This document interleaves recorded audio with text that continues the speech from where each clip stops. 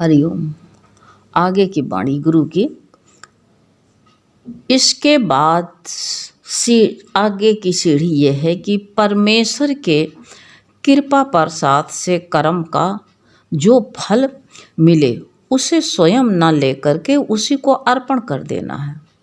भगवान का प्रसाद जो है कर्म करना है, ये बताया है। ये सीढ़ी पर सीढ़ी है, स्टेप पर स्टेप चढ़ो इसके बाद में, और जो उसके बाद में सीढ़ी चढ़ना है, जो उसके बाद में जो है परमेश्वर कार्य परमेश्वर की सेवा समझ के करो।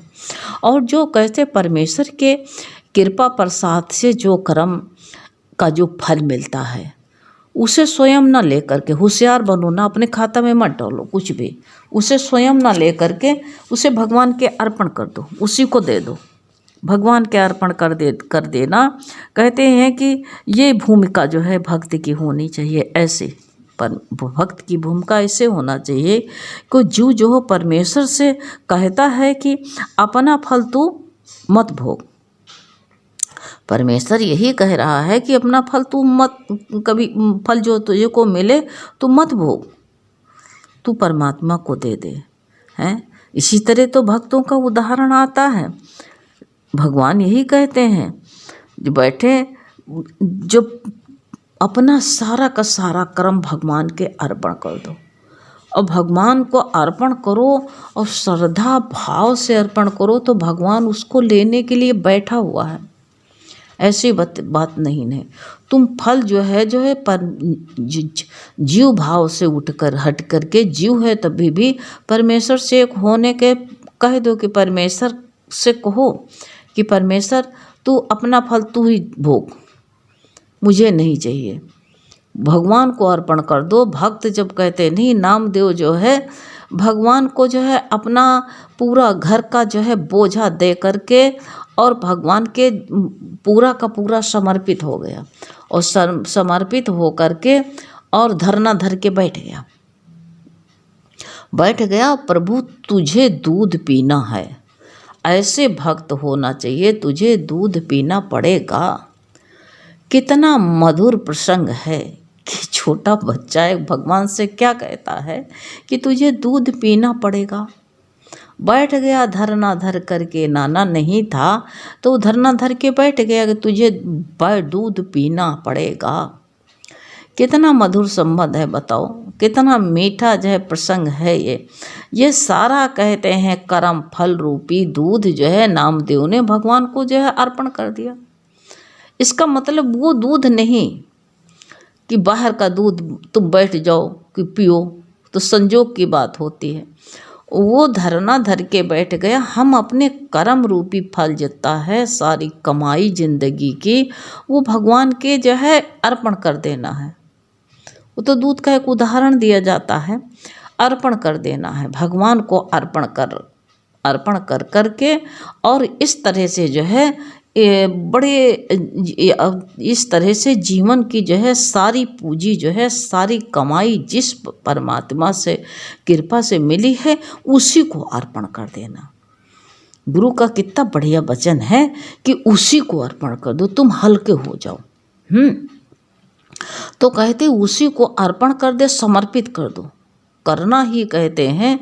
अब जब समर्पित कर दोगे तो तुम ऐसे समर्पित कर दोगे तो फिर तुम्हारा स्वार्थ भाव कहीं भी नहीं रहेगा, अपनी चाल अपना स्वार्थ नहीं रहेगा, तुम सबके हितार्थ जीने लगोगे हैं। धर्मराज स्वर्ग में पाँव रखने ही जा रहे थे कि जो है गुरु का भवन कहते, फिर अपने उसमें जो है पुण्य पाप फल पाप फल तो कुछ नहीं रखोगे अपने पास, अपना स्वार्थ नहीं रहेगा। तो पाँव धरने ही जा रहे थे कि उनके साथ में कुत्ता जो था वो उसको आगे नहीं जाने दिया। तब उन्होंने अपनी सारे जीवन के पुण्य फल जो है कहते हैं उसका लाभ पल भर में जो है उन्होंने छोड़ दिया। वहीं पर अपना स्वार्थ अगर होते तो कुत्ते को छोड़ देते हो। ऐसे गुरु ने कहा जहाँ तुमको जो है कोई खराब दिखता है, तुमको भगवान नहीं जिसमें देख सकते हो, स्वयं लाभ नहीं ले पाओगे, सबके लिए है जो लाभ होता है, तो कहते स्वयं लाभ न लेकर के उसको पल भर में छोड़ दिया है उन्होंने। इस तरह जो कहते हैं भक्त भी सारे बताया है फल लाभ तत्काल ईश्वर अर्पण कर देता है, तो फिर उसका उसके मन फिर उपद्रव नहीं करता। फिर वो कैसे उपद्रष्टा बन करके अनुमंता बन करके अपने स्वरूप में ऐसा स्थित हो जाता है, होने वाला परमात्मा में इतना ओरोत प्रोत हो जाता है। फिर उसको जो है ना भोग से मतलब रहता है, ना ही जो है उसको कोई चीज़ से मतलब रहता है। जब वो परमात्मा का ही हो गया, परमात्मा अपने स्वार्थ में है ही नहीं, उसमें भी सबके अंदर भगवान देखने लगा, तो फिर उसको एक रत्ती भर का भी अपना स्वयं लाभ ले सकता है वो।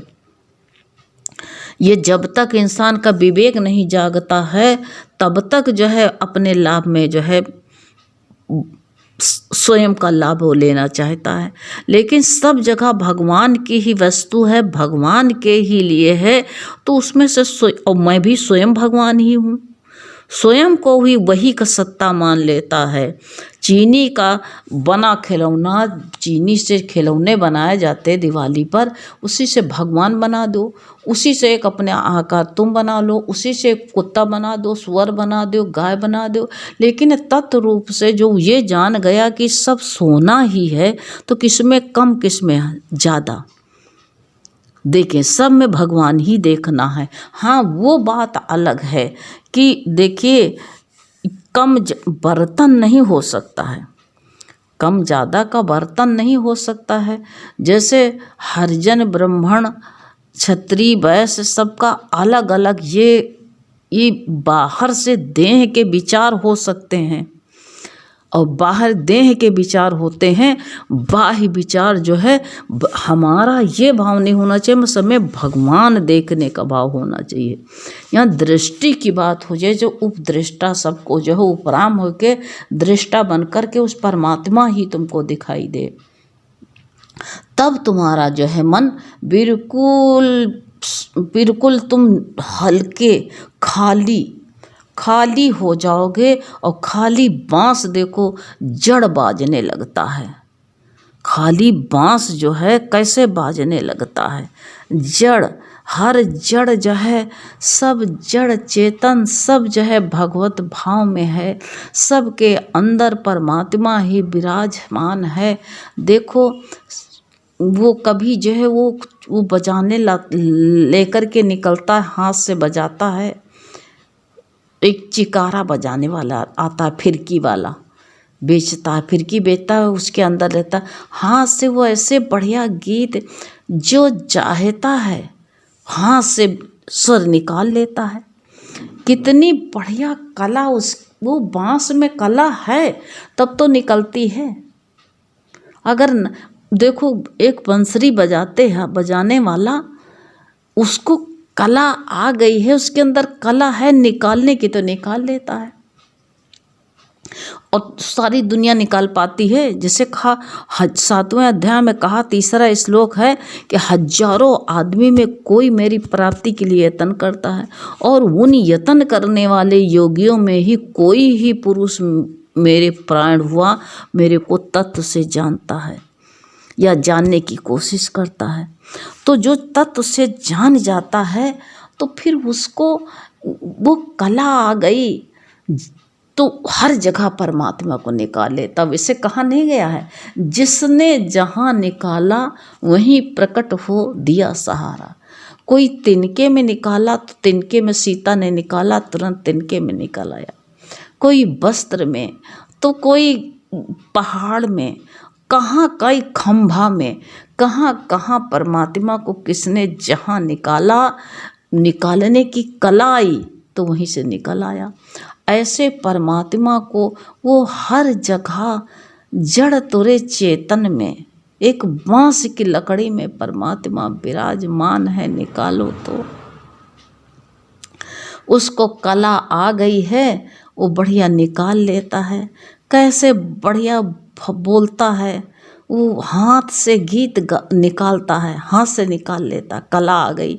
आँख से निकाल लेता है, मुंह से निकाल लेता है। ये कला परमात्मा की किसको आती है? ऐसे तत्व रूप से परमात्मा सब जगह है, कौन कहाँ निकाल पाता है, किसने कहाँ। जो जड़ में फंसा है अपना जीवन बेकार बर्बाद कर रहा है। अरे जड़ के बिना काम तो नहीं चलता है, कहा नहीं है। जड़ चेतन दोनों को सहयोग से ही सृष्टि की रचना होती है। देखो बीज जो होता जड़ है, उसके अंदर जो अंकुर होता है वो चेतन है। हवा पानी मिलती है तुरंत अंकुरित हो जाता है, चाहे जहाँ जिस जहाँ भी तन उसको प्रकृति साथ देती, जल गीला कर देता है, धरती अपनी गोद दे देती है, सूरज गर्माहट दे देता है, वायु हवा दे देती है, सूरज जो है अग्नि का काम करता है, वो गर्माहट दे देता है। ये पांचों तत्व जब मिलते हैं तभी भी अंकुर निकल आता। ऐसे जीव रूप बीज तू है, उसमें तू देख फंस गया है, तू फंस गया है। निकल, चोट नहीं लगती, दर्द नहीं आती है। कभी अपने को धिक्कारता क्यों नहीं मन? अपने मन का धिक्कारो। अपने मन को तुम कभी नहीं धिक्कारते हो कि अरे ऐसा ना हो कि हम जो है ऐसे अधोगति में पड़े रहें।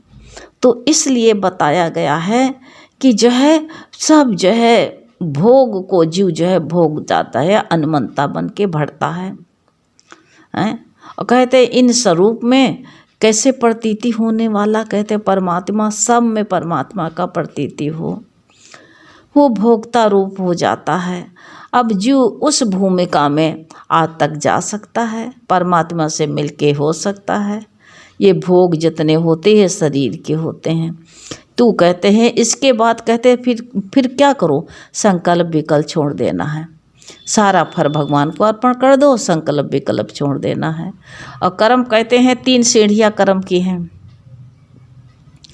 पहला कहते हैं संकल्प करते हैं, एक सीढ़ी ये होती है, फिर कार्य करते हैं, और कहते हैं फिर उसके बाद में फल कहते हैं, फल उसी का जो है फल भोगते हैं। तो ये कहते हैं उसी ये भगवान ये काम जो है फल भोगना वाला छोड़ दो, छोड़ो नहीं, उसी को अर्पण कर दिया जाता है। अर्पण कर दिया, फिर करने वाला वो कहते परमेश्वर, वो करने वाला परमेश्वर और चखने वाला भी परमेश्वर है। कितनी मज़ेदार बात है। दोनों को बताया कि वो फल अर्पण करने वाला भी परमेश्वर होगा जब ये तुमने जान लिया, और जो है और कहा फल चखने वाला भी परमेश्वर है। जब संकल्प विकल्प कोई है नहीं है तो परमेश्वर रूप जीवन भी हमारा वही हो गया। तो इस प्रकार का कहते हैं कर्म। यदि कहते हैं आदि में, मंत में, अंत में सब जो है उसी का नाम उसी के अर्पण कर दे, तो भगवान कहते हैं फिर कैसे चलोगे तुम? बिन कहते हैं कि जैसे माली क्यारी में पानी डालता है तो भक्त को कैसे हो जाना चाहिए कि माली जिधर ले जाए उधर ही तुम जो है अपना चुपचाप चले जाना है। पानी के कोई अपनी इच्छा नहीं होते, माली क्यारी बनाता है, जिधर मर्जी होता उधर उसको मोड़ के ले जाता है। जिस खेत में चाहता, जिस पेड़ में चाहता, जहाँ चाहता है वहीं लगा देता। बगीचा उसी का है और यह पानी भी उसी का है। माली के हाथ में है अपने पानी को कहाँ लगाता है। ऐसे हमारा जीवन पानी की तरह है, कहाँ चलाता है, कहाँ उठाता है, कहाँ ले जाता है, बिल्कुल हमारी अपनी पसंद के नहीं होना चाहिए। गुरु कहते हैं जो उसमें पौधा में माली सींचता है, हमारा शरीर ही पौधा है। फिर फल फूल जो होते हैं पौधे होते हैं, पानी के बिना जीते नहीं, पानी से जीते हैं। जो कुछ हमको खाद्य पदार्थ वो मिलता है पानी की तरह होता है। और कहते हैं आगे बढ़ जाते हैं तभी तो जो है ये जितना होने वाला है कार्य उतना भगवान की पूजा होने लगता है। होने दो ना पूजा, अपनी चित्त शुद्धि पूजा से तो होगी। संकल्प विकल्प छोड़ दो, हमारी जिम्मेदारी नहीं है। जब पूरा भगवान के अर्पण हो गए हो तो ये जिम्मेदारी तेरी है परमात्मा। अब तेरे पर ही मैंने सौंप दिया, तू जान। मैं अपने को सारा बोझ मैं अपना जो था, तुम जो है अपने घोड़े का जो है बोझ जो था सब तेरे ऊपर डाल दिया है। अब तू जान, बाकी तू समझ, सब बोझा अपने हमने सर से उतार दिया है। अब क्यों गुरु भगवान कहते हैं लाभ हान, अब जो है हम लाद करके बैठूं बेकार के लिए, अब लाभ हान सब तेरे हाथ में है। अब जो है, अब घोड़े की लगाम तेरे हाथ में मैंने सौंप दी है। अब जो है इसकी पीठ पर बैठा के तू जहाँ चाहे वहाँ ले चल, हमको क्या करना है। इस मेरी पीठ पर बैठा हुआ है, शरीर मेरा घोड़ा है, इस पर बैठा हुआ है, और जहाँ मर्जी हो तहाँ ले चल। अब हमने जो है बड़े घोड़े की लगाम तेरे हाथ में पकड़ा दी है, और पकड़ा दो लगाम, हल्के बन जाओ। लगाम पकड़े पकड़े पकड़े पाछे पाछे, घोड़ा आगे आगे, हम पाछे पाछे, इच्छा के कारण पाछे पाछे घूमते हैं। अरे पाछे मुड़ कर के मत देखना, जब लगाम उसी को पकड़ा दी है तो जहाँ मर्जी हो तहाँ ले जाओ। अब सिर पग का बोझ उसी पर रख दो, अपने ऊपर मत रखो। सारा उसी के ऊपर जो है, सारा धड़ उसी के ऊपर घोड़े के ऊपर सौंप, घोड़े का बोझ उसी के ऊपर सौंप दो। वो जाने जहाँ मर्जी हो तहाँ ले जाए, जिधर मर्जी होते। घोड़े को लगाम मुँह में डाले, गले में बांधे, क्या करे हैं। तो ऐसे बोझा सारा परमात्मा के अर्पण कर दो, फिर देखो कितने हल्के बन करके रहोगे, सब बोझा खत्म हो जाएगा। हरि